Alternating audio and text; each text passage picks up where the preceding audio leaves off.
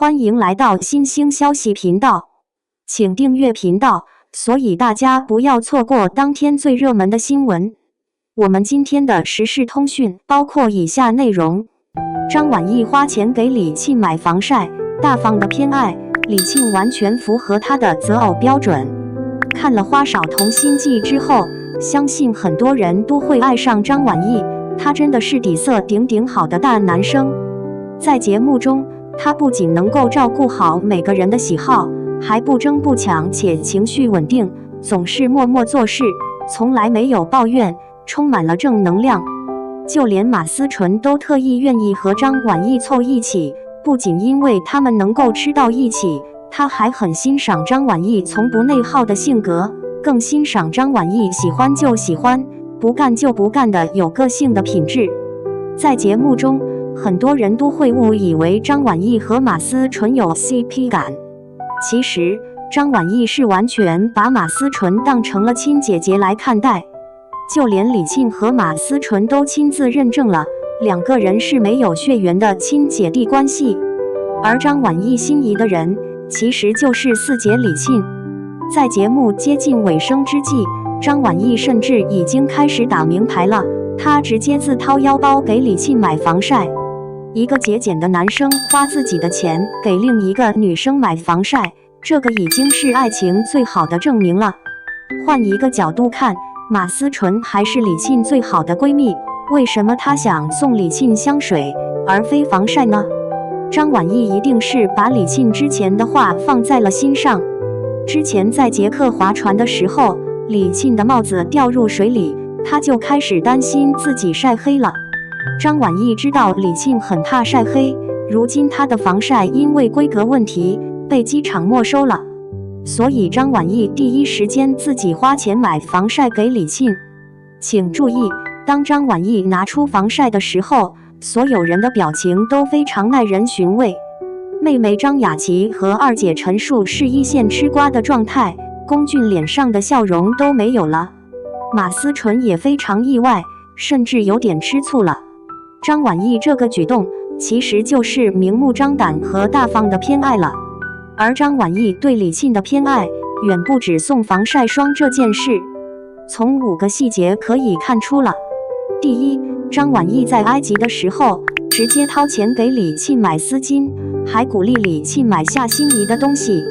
第二，张晚意在2人皮划艇的时候，她主动点头要和李沁一组，只是后来被马思纯的参与后被打乱了。当时还出现了2个姐姐抢弟弟的名场面，张晚意还主动下水给李沁捡帽子。第三，张晚意会主动盖帽李沁。张晚意在大合照的时候，她的手是轻轻拍李沁的头，就连海上漂浮的时候，张晚意再一次出现了把手放李沁头上的画面。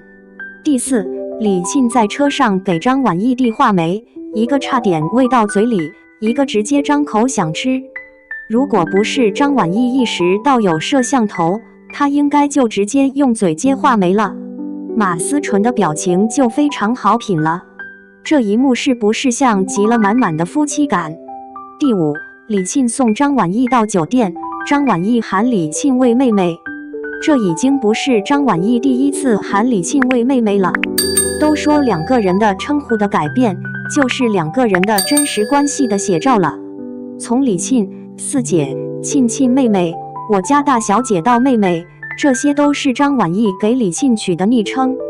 综合这些细节，可以看出张晚意其实是在一步步走进了李沁。2个人之间的夫妻感，其实从那英的肠胃炎开始的。张晚意第一次拿摄像头对着李沁，李沁拿出糖果分享，2个人一起带那英看病，回家还熬药给那英吃，像极了一家3口。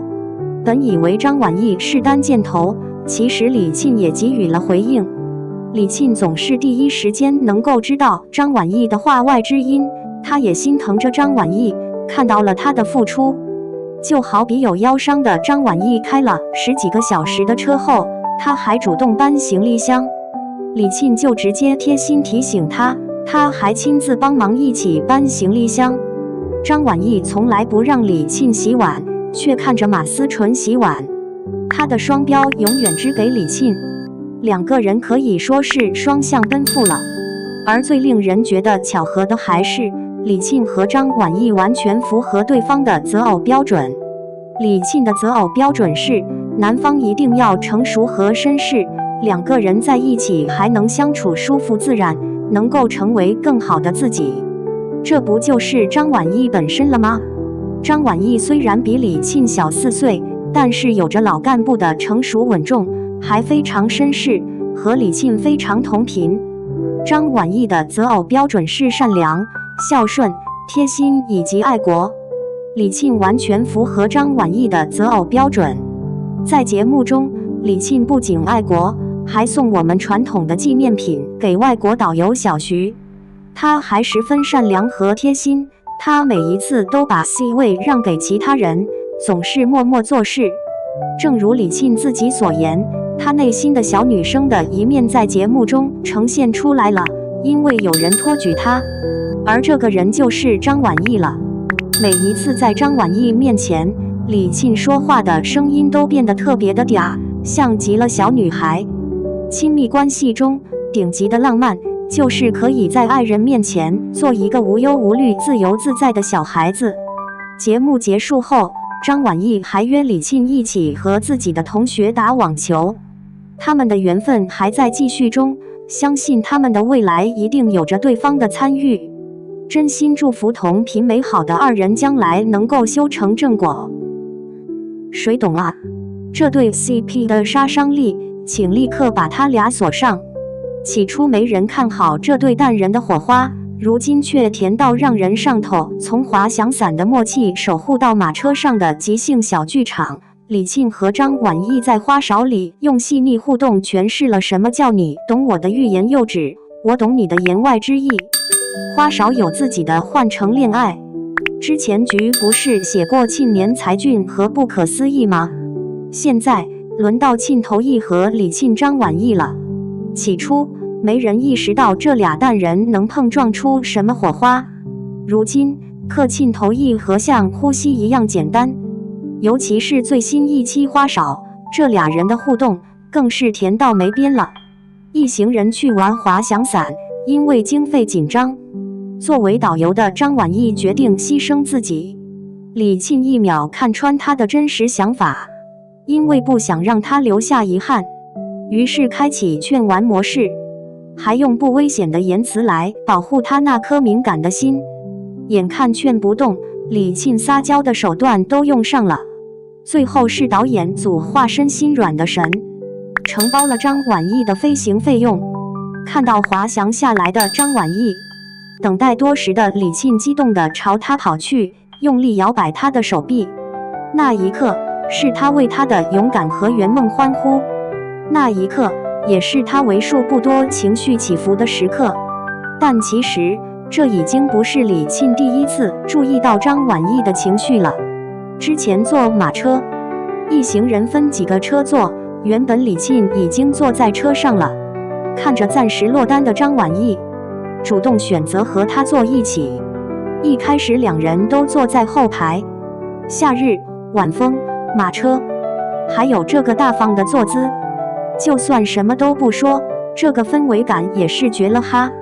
坐在车上的张晚意一直盯着车夫看，大概是想上去试试，但碍于保护姐姐的责任感，他没有说出来。但高敏的李沁迅速捕捉到了他的兴趣点，鼓励他去前面试试。坐在前排的张晚意开始拿着相机整活，一句马夫和他家的小姐，开启专属两人的小剧场。李沁灵针起手，一脸傲娇地表示，尊贵的小姐可是要演起来了。张晚意，嘿嘿，他懂我，没有敷衍的尬笑，而是真诚地配合对方的小把戏。太宠了，沁。后面换李沁拍，他也是第一时间把镜头对准张晚意。他说看看我们的小车夫，他却说看看你的马夫，不是你们的，而是你的，小芝你真的别太会哈。后面张晚意说自己黑，李沁给他找不黑不黑，就是不爱涂防晒。张晚意说自己在变胖的路上一去不复返，李沁一顿情绪价值输出。另外插一句题外话，这是什么留洋归来的大小姐青梅竹马的小车夫设定啊？真的没有导演给第一本子吗？我是土狗，我爱看，但比他在闹他在笑更好嗑的是那些细节满满的家属感。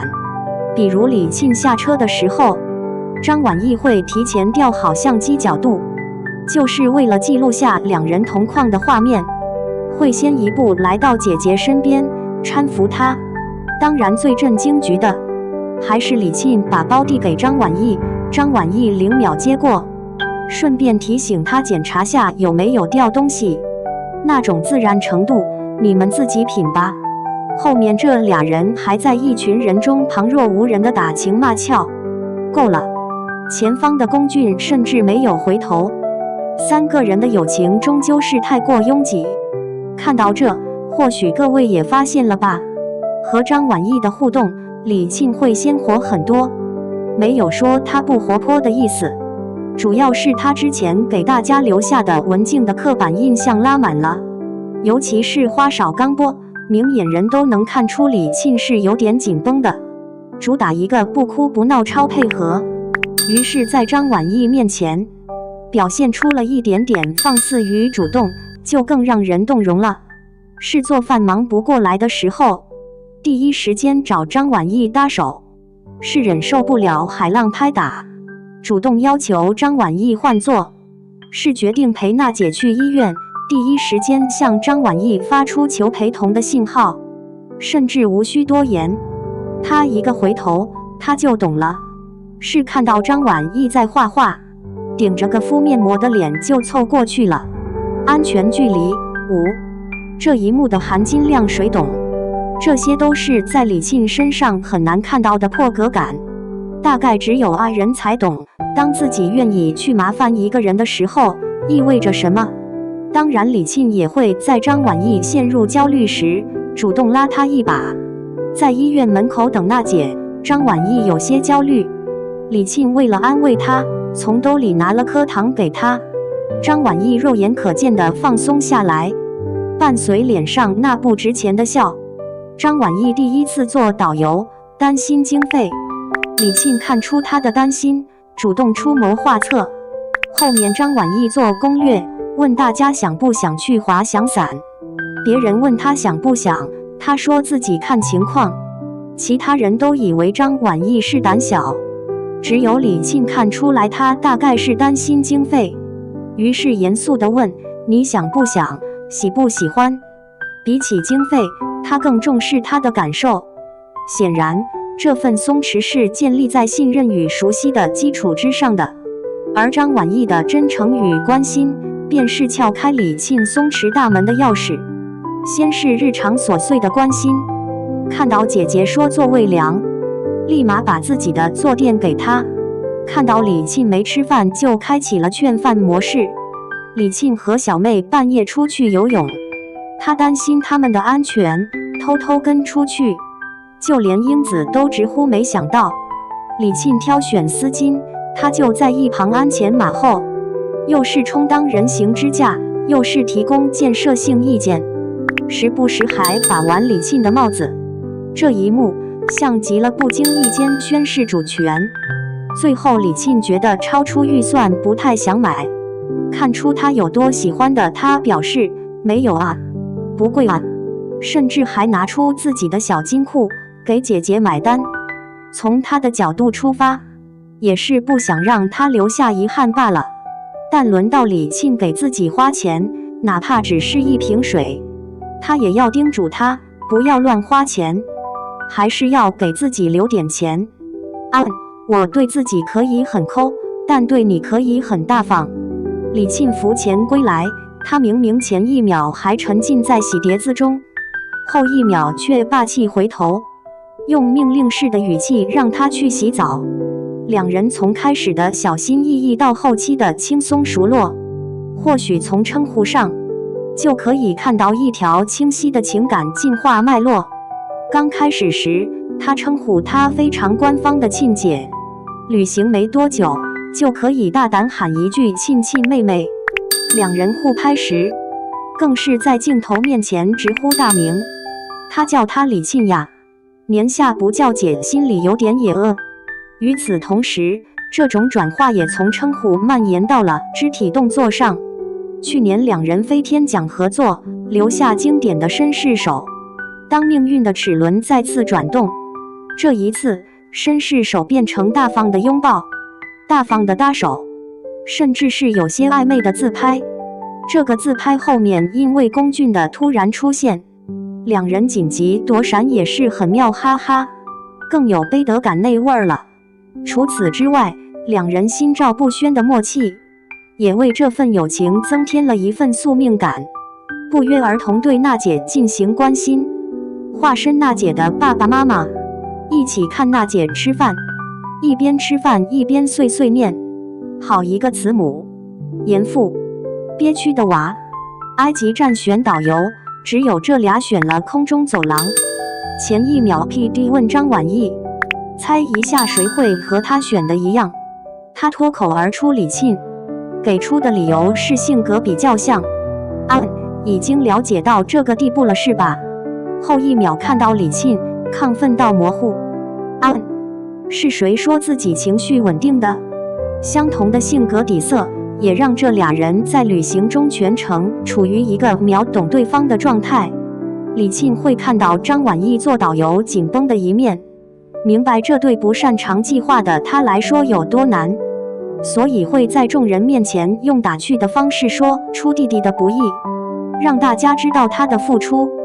还有一次，吃饭时刚上了3个菜，张晚意就开玩笑说菜齐了，他其实是想活跃气氛，可其他人信了，正准备审判他，只有李沁看懂了他的幽默，紧急给他找个台阶下。张晚意身心俱疲，会在李沁面前撒娇耍宝，他能一秒接住他的情绪，学他用声调的语气说话，甚至握紧小拳拳给他打气。他心疼他的付出，他也总是给予他正面情绪反馈，会鼓励他大胆说出自己的欲望和想法，会穿过人潮给他看个有趣的东西，会注意到他的一颦一笑。来人啊，给张晚意身上装个防沉迷系统，默契何止同框，他俩或许到现在都不知道。节目的前彩，两人对理想旅行的模板都出奇一致。他说想去看海，好巧，他也想。于是2个淡人就这样在大部队里有了专属自己的相处结界。看到这，或许明白了，大家客沁头一合，不仅仅是因为两人站在一起就是岁月静好的模样，更是因为同为淡人的2个人太明白对方身上那种浑然天成的淡人感，不是高冷，而是一种自我保护的机制。所以一开始没有虚假客套的热烈，而是通过后期润物细无声的相处，一点点撬开名为边界的那道墙。最后一句，这么同频共振又国泰民安的2个人，真的没有导演想递本子吗？